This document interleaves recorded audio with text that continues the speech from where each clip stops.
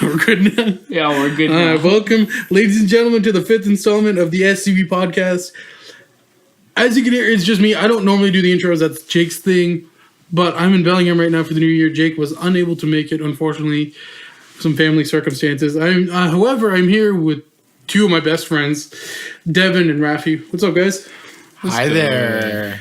And me and these two go way back. We have a lot of history of you as far as music and film and just life in general. Two of my absolute best friends.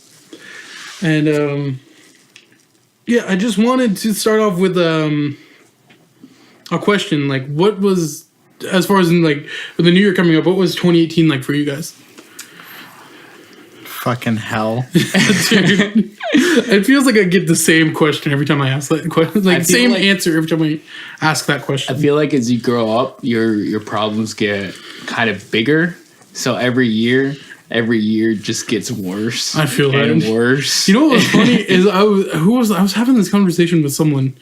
I think I can't remember exactly, but I was like, what I would do for fucking high school problems again. Like, what seemed so severe back then. I'm like, man, I would fucking kill for that now. And, like, I don't want to say, like, 2018 was, like, the worst year of my life, but it was more so, like, a big learning year. Like, a lot of room for growth, and it's just, like... I think about it, and I'm like, well, I don't have a mortgage. I don't I know. payments. No, looking back, I'd rather have, like... I'm not paying for my college yet. Yeah. I'd rather have high school problems of, like, you know, a girlfriend flirting with another guy than, like, being in crushing debt. She liked another dude's picture. And take that over, yeah. And instead of, you know, like a few grand in debt. You know, getting your car repoed. That almost happened to me a few weeks ago. Like, you had choices to eat because you just checked the fridge every 5 minutes to see if more food would come in. And not only that, like, going to school and, like, no matter what, you know, even if you couldn't pay for lunch, which we never had that problem because we all had, you know, the Native Americans with the free and reduced lunch, whatever. Yeah, we're all broke. I didn't have that. I was broke, but so I just never had lunch. And so, but no, like, even, like, let's say, like, even if you didn't have money account, they still gave you shit, like, because they're legally you're supposed to fucking feed you. They'd still give you something like a cheese sandwich, which is like what I eat now as, like, an adult, and I can't afford actual food. Like, that's what I eat. The cheese sandwich going. I don't eat that because of the same reason. I don't have money. I eat, like, out of necessity, really.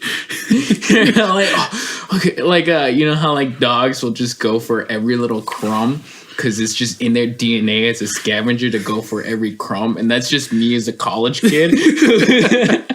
You know, maybe I'll get some more calories out of this crust and I'll add to the count. And I know a lot of people are like, oh, you know, you live with your parents, but then, like, you know, I still pay rent. I pay like $400 or $500 a month for rent, and so it's like it's almost half my paycheck right there. And so it's like then on top of that, I have a phone bill, I have my car payment to do now. So it's like, even though I live with my parents, I'm still barely making it. Like, and like, my parents are basically living in Canada now. Like, they're up there almost every week. Yeah, the interesting is about stuff like that is that, like, I guess around the 1940s when you could actually afford to do stuff with your minimum wage job, it was a norm to move out of the house. But before that, like, you would not move out until you're married. But then the fucking economy went to shit. So, and like, us and the fucking kids, baby boomers like to, like, blame us millennials. It's like, oh, you guys don't go out and eat enough. Like, you don't do this. You guys are killing the mayonnaise industries. Now that's our economy. You don't do X, Y, or Z. And it seems like you see a different article, millennials killed, whatever that may be, just about every week. I'm sitting there like, I can't really afford anything besides the same 3 meals a day. And they're like, it's because of that damn PlayStation, ain't it? It's because you're always on your phone. And I don't really have a seamless transition for that. And then I was like, but I also want to get back into, like, more of you guys' background, because I know you guys have a huge background as far as film and music goes. And so I have the first one here with Rafi. So, like, what got you into film? Like, okay, before that, by the way, this might turn into a small ASMR session because I am playing with a small strip Which he bubble fucking wrap, stole from me. which I had that first and he stole it from you. which you stole from Sky Meraki, which is the story of how America was basically found anyway. So, what was the question? What are we doing here? What is What got you into film and who were some of your biggest influence as far as filmmaking goes?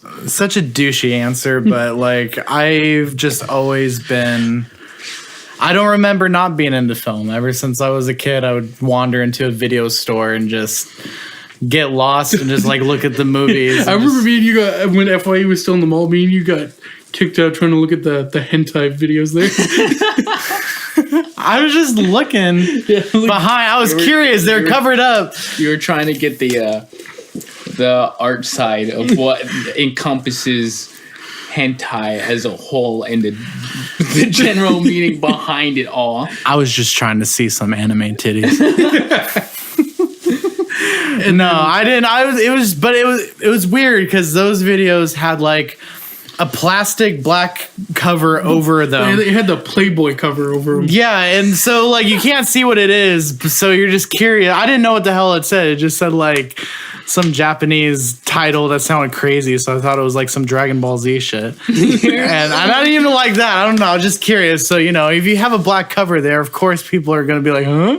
So I looked over it, and just like this octopus, like just squeezing out this, and they were poor woman's boobs. I don't and like they weren't full. There's a lot going on in it. They weren't fucking foolproof. They weren't like behind a counter, what they probably should have been. They were out in the open to where any fucking 12 or 13-year-old can go and look at them. I remember. I didn't think they were gonna have something like that in that. I remember that being Christian store. I remember being like 10, and there was a section that was specifically for that, but it was like a hidden walkway, and you'd walk in, and it was in a square formation, in like those mazes where you take a right and then another right, and then it's just a wall in a square. That's what it was, and it was just all porn. That sounds right really there. fucking intricate for a movie store. And the thing is, like, I walked in there by accident, and as a little kid, like all the walls were littered, so I couldn't find the way out because it all just looked like one wall. Oh, like one of those fun houses or whatever. Yeah, but it was just all like it all looked like one wall because they were all just stacked on the walls. So I couldn't see the depth of the entrance.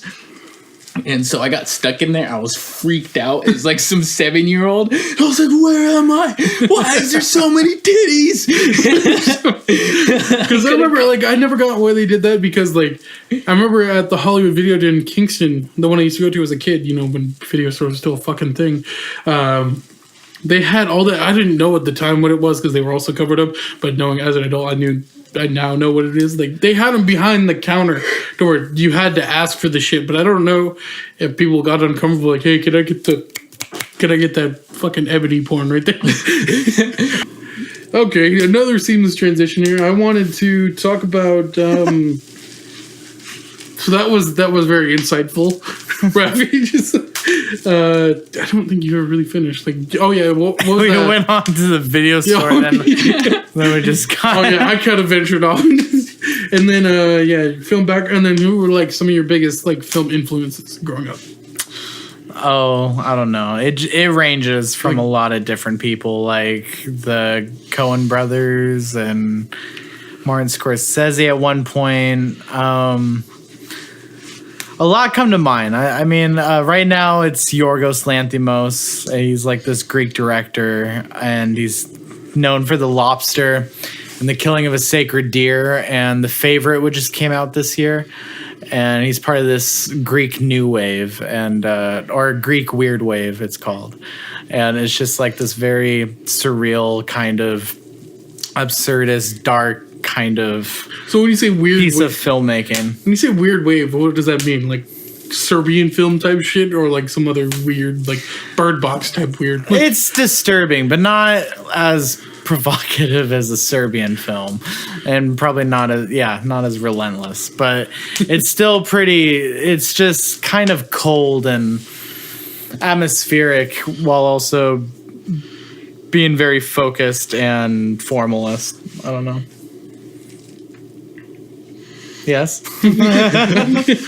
What do you think about it? I mean, I'm not really here for feedback, but it's cool. Like, it's really cool. Would you like to comment on that? That means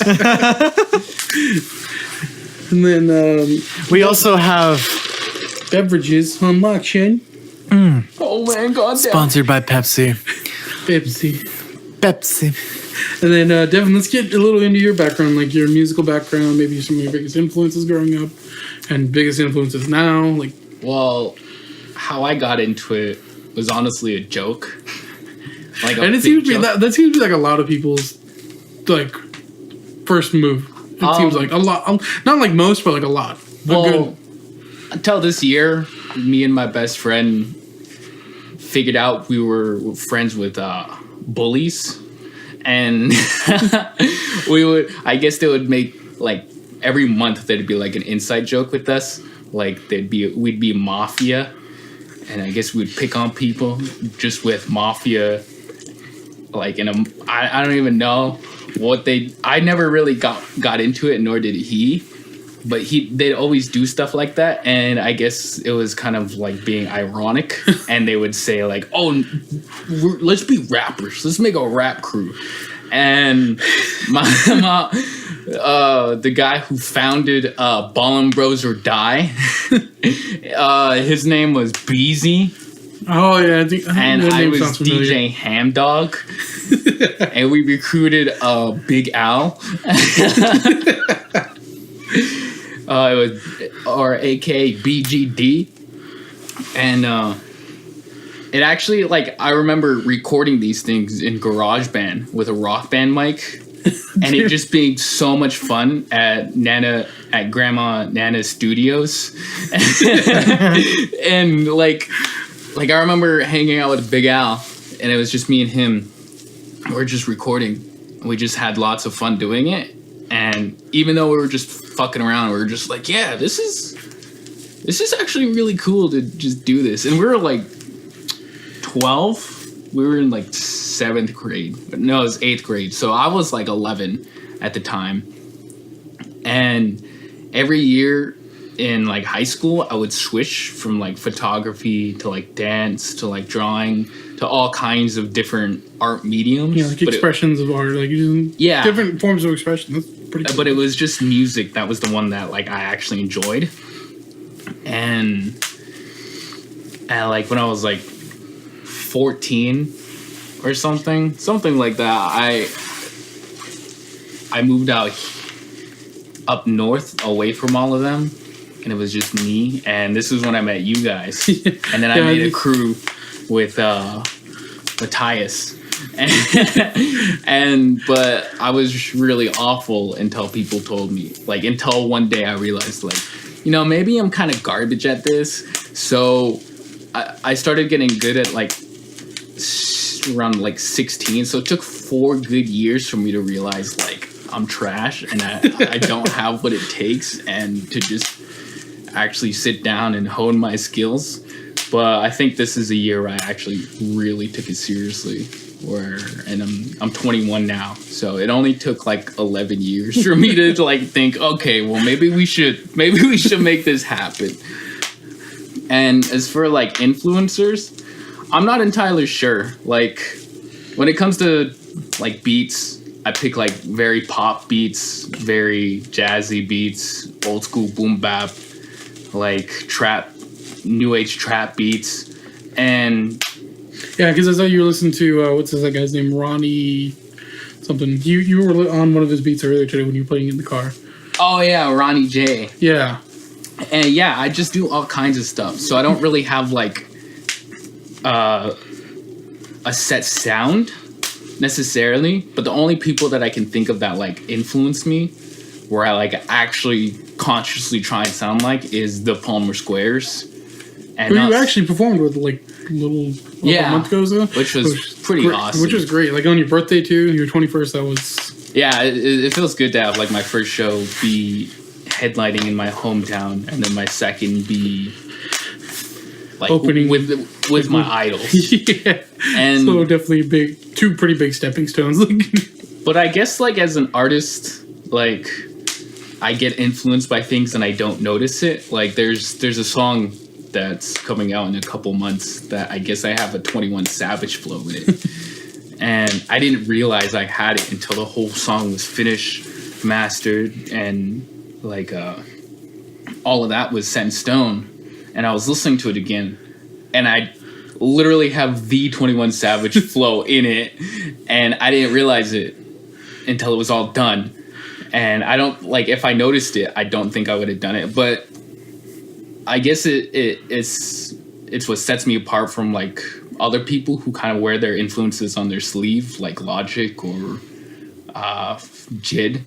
Because when you hear that, that's pretty much all they paint you as, really. Yeah, like as a you're stuck in, like, you're categorized, and your art is basically just put in a box. When you do, like, when you're very open about your what do you call it, influences, then it seems like you're kind of put in that same categories in, which I know is hard when you're trying to really, like, express yourself. Yeah, we were having the marketing testing for these songs, and I guess the only time they noticed that I had these influences in my song is if I brought it up. And I brought up the flow.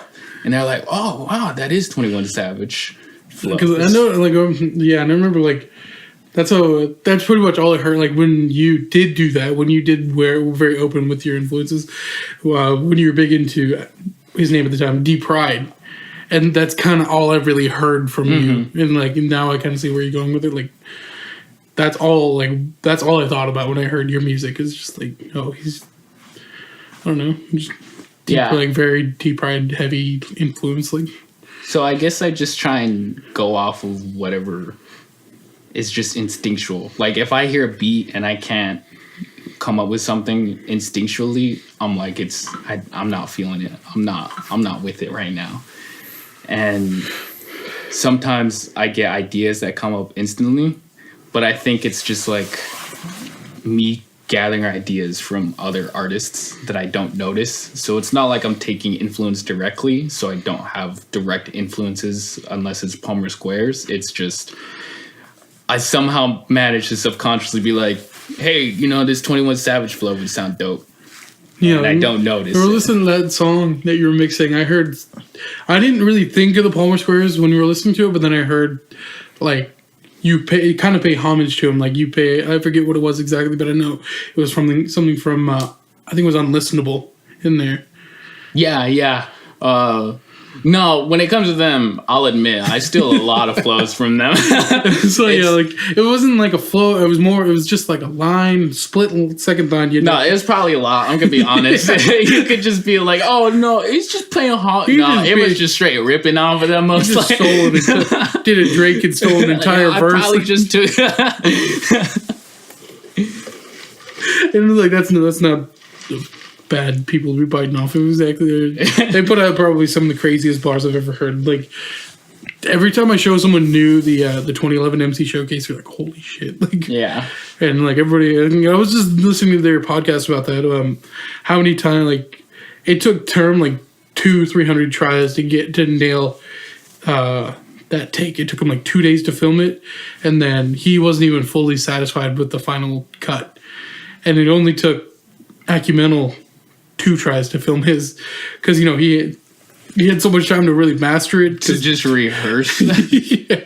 And so Turb was like 200-300 times, Ac was twice, and it was just like, that's crazy to me. Like knowing certain things about things you love just like that, it's just, I love small details like that. Yeah, it sounds like even after all that, he still was unsatisfied. I think that's what makes the best artists, if you're just not satisfied with your craft and you're always just never settling, really. Yeah.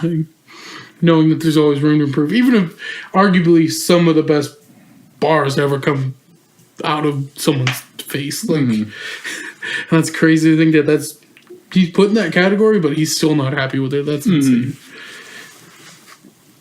And then, talking about your, different crews, background, and like, I want to talk a little bit about your name change, because when I first met you, you went by the moniker Illustrious. Illustrious. And like, I want to know, like, what warranted that change, because I remember you brought me 2 different names. I can't remember the first one, and the other one was Sky Meraki, your current name.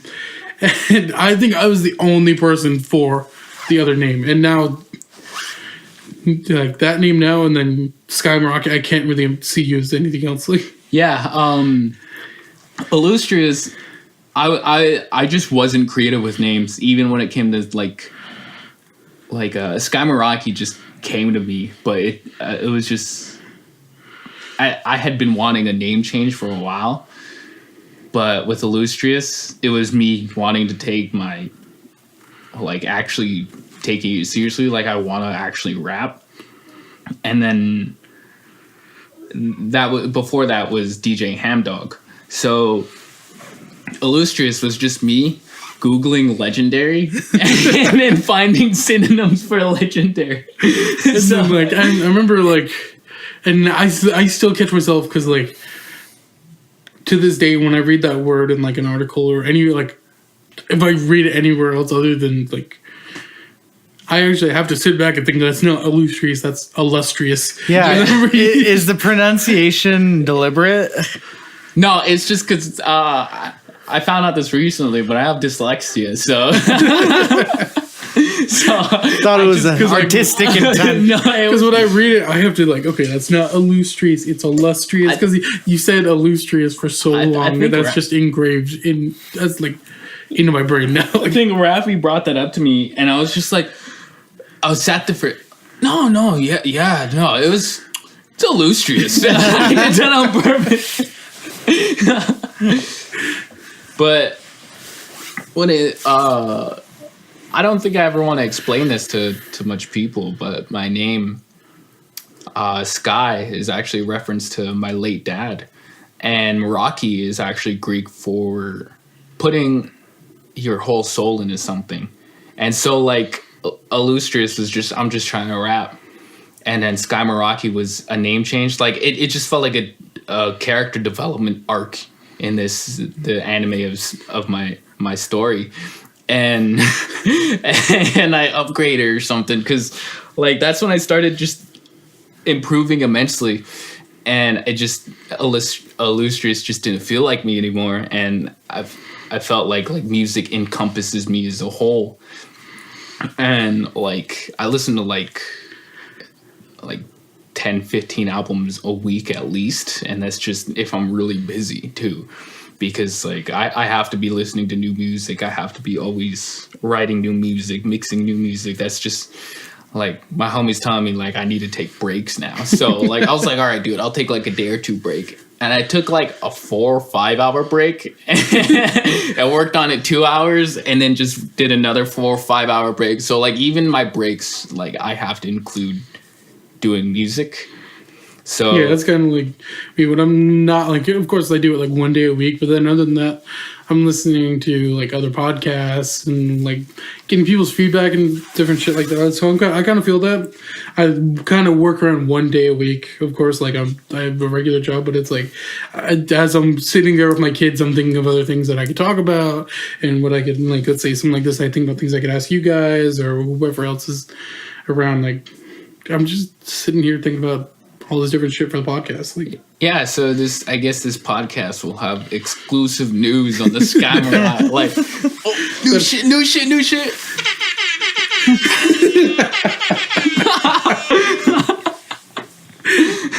And then speaking of change, I also wanted to get more into you, because it seems like we haven't gotten you involved very much in this podcast. You were going to school in New York for a long time. What, like 2 years? Was it like 2 years when you were going to the new school? Yeah, it was. I went there for a little bit, yeah. Yeah, and then you came back for a little bit, came back home, and now you're going to school in Vancouver. Mm-hmm. And which school is that? Vancouver Film School. Yeah, Vancouver Film. So, what made you want to go to Vancouver Film School instead of going back to New York to the new school? Because I mean, Vancouver is very well known for filmmaking, but then you got to think around here, New York, LA, those are the pinnacles for as far as filmmaking goes. It's clean. Well, honestly, yeah. No, it's not actually. I'm just gonna trash Vancouver now. But no, honestly, it was just out of economic opportunity. Like there was like a scholarship I thought I had, and then when we got up there, turns out I wasn't getting. I thought I was getting funding for living expenses, but I wasn't, and so that sucked. But yeah, no, it's all these boring details, but it's not as interesting as I put it. It was mostly I wanted to continue my film career, and Vancouver didn't seem like the worst place to go, so I wanted to check it out. And you know, it's in the middle of North Hollywood, like it's a very poppin' place for film production, but it's not the type of films I'm into. It's mostly like CW shows like The Flash and Supergirl and stuff like that. And it's just, I don't know. That's the kind of community that's up there, the people that like those shows. And they want more workman-like people. I thought it was going to be more of an art school, but it feels more like a trade school, which is probably good for me because I needed more experience of what it's like to be in the industry and on set and like what the reality of that's like, which is just super stressful. And I didn't think it kind of sucks the magic out of it. But no, it's actually really cool to be on set and to understand all that stuff. But I come from like a film theory background, and they aren't very into like film critiques or like, I don't know, stuff like that. They don't really like experimental film there. So it's just a little frustrating sometimes just because my tastes don't jab with the majority of the class. And yeah, I suppose I'd imagine that's a big difference coming from New York, where it's so broad. Like you can literally experience just about anything you want. Yeah, New York was great. I want to go back to New York. So saying like you have a music theory background, as opposed to what they're doing now, and they don't share the same taste. Don't get me wrong. They are very talented because they know how to turn on a camera, which I don't. I can talk about the Italian neorealism and French New Wave all day long, but I can't tell you how to set up like a C-stand or lay down a sandbag properly.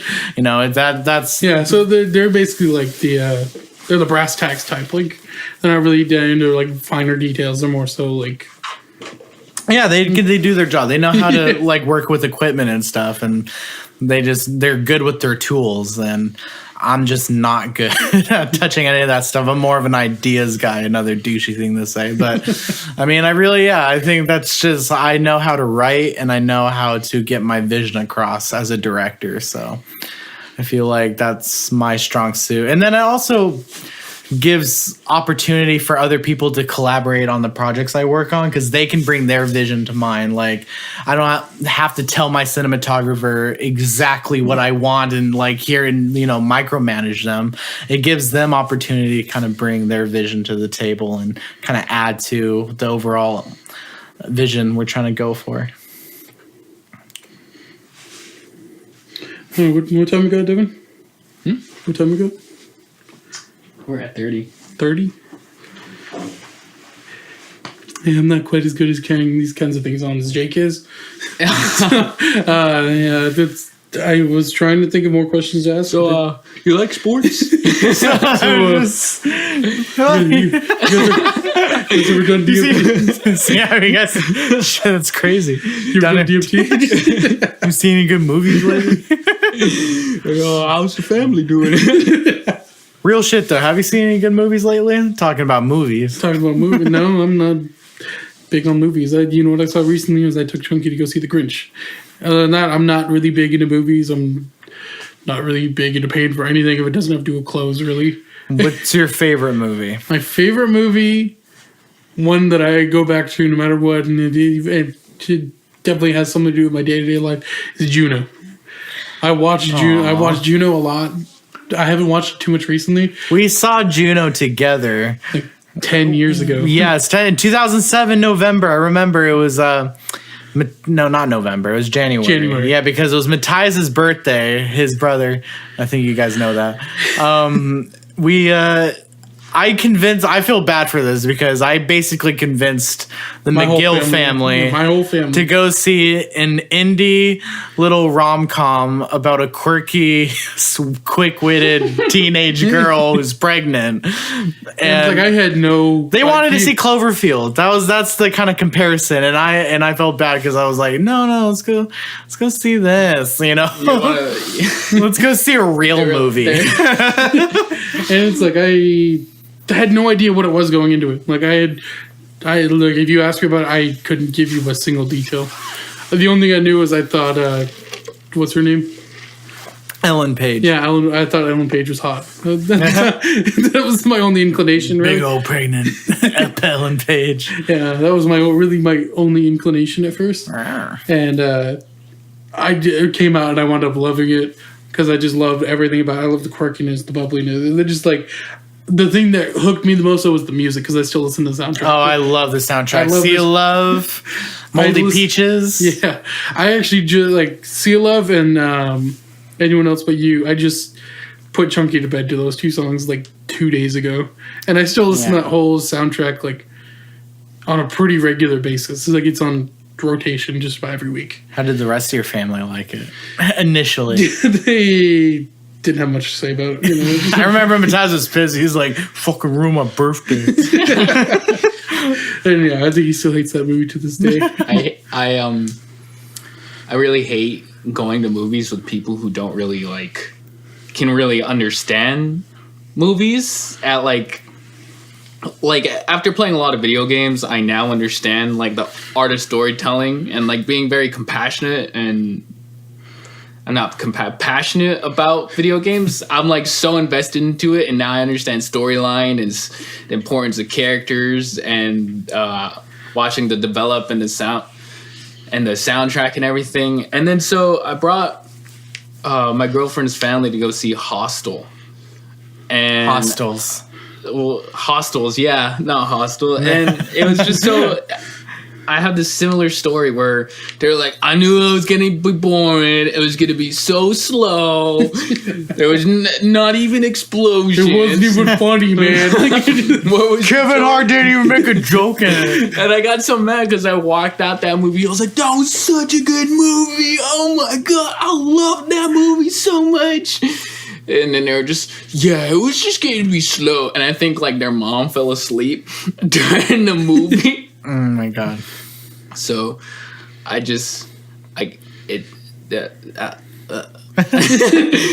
really hate, like, I feel jealous of being ignorant to like the structure and knowing like at least a fair bit knowledge in movies, because that means I can't enjoy dumb shit like they do. I can't go watch Cloverfield and be like, that was sick. See, and that's me. Like, that's me. I'm not really. I don't go see a lot of movies. Yeah, because I want to enjoy Aquaman like everyone else, but it's just I don't know. It bummed me out. Like I don't like it. It's just so like bad. I saw you rated Venom pretty bad. Yeah, and Ty and Jake think that's one of the greatest movies of the year. No, and they quote that regularly. Like, out of nowhere, oh, we are Venom. Like, they say that shit all the time. I'm like, dude, that's so stupid. They say a lot of shit that just pisses me off. I want to punch them both in the face.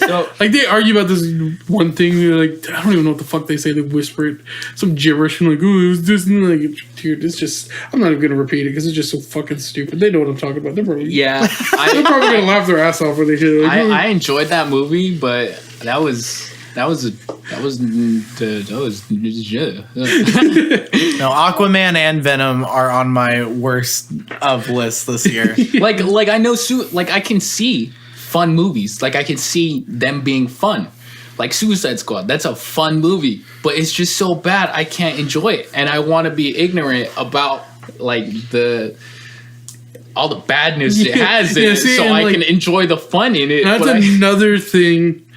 I think another reason why I'm so like not for going to the movies, because I am ignorant of that type of shit, and so it's like, do I really want to waste my money on this bullshit? And like, that would be a really bad movie. So I'm like, I just won't go. I'll just sit on YouTube all day like I usually do. Watch Sharny Rod vlogs and shit. Which are probably even more, like... Yeah. I know they're definitely more ignorant than any movie they can... I just want explosions in my movie, dude. Kevin Hart. Explosions, Kevin Hart, or I ain't going. Dude, never they ain't got no that dude Kevin Hart. I only have a couple prerequisites. Explosions, Kevin Hart. I have a list of my favorite movies of 2018 that I can rattle I off. got a list of my favorite albums. I know. Let's just kill some time. We got time to kill. Let's shoot them off. We have time to kill. So I got Paddington 2. I have Sweet. Annihilation. I have this little known film called Thoroughbreds, which was really good. Foxtrot, The Writer, First Reformed, which was written and directed by a very... I can see your eyes glazing over, both of you. A very famous screenwriter. I don't know any of these movies because I don't watch movies. 8th Grade, have you heard of Bo Burnham? No. Do you know Bo Burnham? Yeah. He wrote and directed 8th Grade, which is really good. Have you heard of that movie? All right. See, don't know any of this shit because I don't go to the movies. Yeah, I don't think you guys would. I only hear watch the rest of movies when my girlfriend wants to watch movies and she wants to watch stuff like Happy Death Day. Oh, God. See, that was what I paid for. And I'm like, God damn, dude. them. Masterpiece. And so, like... This is what I'm saying. Like, people know the bad movie. Like, everyone knows all the movies that go to, like, the Cineplex and stuff like that. Like, they need to make movies, like... That go to, like these more available. like Because Pickford and Limelight that we used to go to all the time. I don't know that... Yeah. I don't even know if these things are in the cinemas because, like, that's how little I cared to go see movies. Unless it's, like, superheroes because I'm a huge nerd. See, like, I'm big on YouTubers, but even when I saw YouTubers make movies, I wasn't that inclined. That sounds horrible. Oh, no, I wasn't that inclined to go see it. usually YouTuber movies are the worst, though. Like, they're just, like, these GoFundMe kind of Like, I was, projects that just turn shit. Their whole content is just to spread out whatever they're doing into 10 minutes. So how, like, I don't want to see that for 2 hours. I'm just spanning stuff for, like, 120 minutes. It's like, Superwoman came out with a movie. Don't even know what that's called. I know she came out with one. I know Casey Neistat was involved with one called Nerve. Casey Neistat was in a movie? Yeah, he was heavily involved with Nerve with, like, Dave Franco, Emma Roberts, and shit. Oh, really? Yeah, he was pretty involved. He was actually in it too. So, what else? I don't know. There are more than that, but I see. I just don't know shit about movies. I'm big YouTube guy. What frustrates me is, like, everyone complains that there's no good movies anymore, but they're the same people that will go see Transformers the first night or the last night or something like that. Ooh, And, at like, me, why don't you? exactly, but it's just like they go see the same movies over and over again, and it's They just complain like, that those are bad too. and they complain that those are bad, but they'll just keep repeating that, and no one will take chances on other movies anymore. And it's just, but it's not their fault entirely either. It's because these movies don't get wide distribution. They're mostly on Netflix now, so Yeah. And see, like, which is disappointing because I And, think movie theaters are essential like the most essential way to watch a film. I think that's the way it was and like intended. the last movie that I wanted to go see, I'm like, oh man, I gotta go see that. Wasn't even like, it was pretty available, but it wasn't available really anywhere near me. Was mid-90s. Yeah, I have that on my list, on my best of list. That was surprisingly one of the best movies of the year. And see, like, But it's nowhere. It doesn't play anywhere, right? yeah, it wasn't. I played a few days in Bremerton, 2 towns over, and it was 2-3 days, and those were all 3 work days.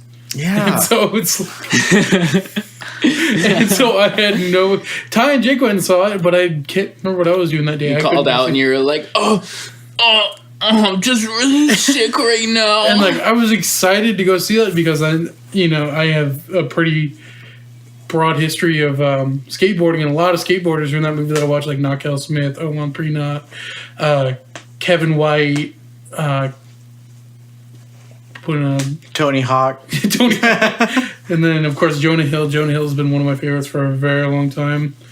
He's not in it though, is he? But no, like you know. Yeah, he directed it. Yeah, and wrote it. Yeah, but it's like that just yeah made me want to see it more, knowing that Jonah Hill wrote it and directed, because he's obviously one of my favorites. And like as far and he goes further than just like creative, like as far as like film wise, he's been like a big influence on me as far as fashion goes too. And I don't know, he's just cool. And like he's so he's just fucking cool. He's a cool guy. Like.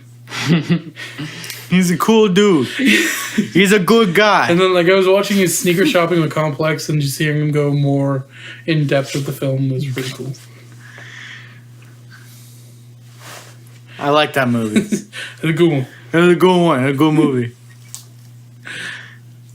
And then Devin, you said you had albums of the year. No, I don't have that. I just try to look cool too. I just listen to all these like albums constantly and all these EPs so consistently that I get a lot of piss poor albums and mixtapes and EPs and singles and all these records that are just complete garbage, that like the good stuff kind of gets muddled. Like I remember it, but it's just I go through it so fast that it's because I don't listen to stuff over and over again. See, that's my problem. I listen to music over and over. I can't do that. Like it's kind of like movies to me. Like you want to know my list of albums of the year? Dilate. That's about it. No, I'm the same way with movies. I usually don't like rewatching too much. I usually just like to watch new ones and keep going. See, that's what I don't get. How did we connect? I literally do the opposite of what both you do. I watch the same movies over and over. I listen to one album over and over. So it's like... And it's like I play like, sure, I watch a bunch of other shit, I listen to a bunch of other shit, but typically I end up coming back around to just the same old shit over and over. Like I think I've watched, what was it? What the fuck did I just watch? There was one that I've watched. God damn, I'm going to spend too much time thinking on that. It's one movie that I've watched multiple times over this last month. Like, there's classics that I'll watch, that I'll always like revisit and watch again, and stuff like that. Like Forgetting Sarah Marshall is a guilty pleasure of mine that I just always love coming back to. But usually, I don't know. I just think there's like every year there's so many movies that I haven't seen that I'm just like, oh my god, I need to watch. There's movies I haven't seen. I need to keep watching and learn and just like kind of get inspired by everything that's out there and try to see. Yeah, I think the only thing I'm like that with is YouTube videos. Like I don't ever really watch YouTube videos. I'm totally opposite too, because I'm totally Amish when it comes to YouTube. I had like followed like 5 pages and all of them are defunct now. See, like I can't. Like I was telling you guys at Devin's house, I'll watch something from like a Gordon Ramsay video, then I'll go to what was I saying like. More Gordon Ramsay. More Gordon Ramsay. Oh, then it'll end up like a carpentry video. Then it'll be a filmmaking video. Vine compilation. Seriously, it'll be like a Vine compilation. It'll be like... I guess the thing we connect on is that we just do the same shit all the time. And we have a routine. So like, I just do my music and only do my music and play video games. Rafi just does his movies and... drinks Pepsi all day. Yes. And Ron just watches Gordon Ramsay, and that's it. And yeah, that's what we just like I make shitty podcasts. And then I take really bad photos, make really bad videos. So I think we have consistencies within our art mediums. Sky and Ron like rap music a lot. Yeah. I do too, but I'm not very that knowledgeable on it. That's another connective tissue. We like rap. We breathe air. See? I breathe some air, so we're all the same. I drink water. I love water so much. Like sometimes I feel I can't live without it. See, man, water's overrated. That's hyped up. I'm the complete opposite, man. All I drank today is Red Bull. All I drink is dirt. I'm the complete opposite. Pepsi. And just Yeah. I think. What time we got? We're at like 50 minutes in. 15 minutes. That's good. That's typically what we keep it at. So Yeah, that's right. I think that's a good place to cut it. Let's cut it now. That price is way too high. You need to cut it. All right, so just gonna wrap it up with your usual hosts, Rafi and Skamaraki. That's right. Thank you, Ron, for coming in as our special guest for the SCB crew. And having really no insight whatsoever. I'll Thank see you for next this. time. Thank you for this warm conversation, Sky Meraki. Oh my god! Also to you, Ron. I love coming on a thank you, Big podcast Dick with Daddy. Rafi as the usual guest, Ron. Thank you for coming on. Thank you for making some time for us. In your busy schedule. I know you're busy watching Gordon Ramsay, but And listening to the Joe Rogan podcast, dude. Speaking of which, you guys ever done DMT? I ate Pop Rocks. That was good enough. Holy shit, dude. You gotta slow down. Yeah, dude. I lost my kids. You have something. You have something in your teeth. Let me get it. Alright, I think You got it. Oh, Yeah. Alright, let's cut that. goodbye.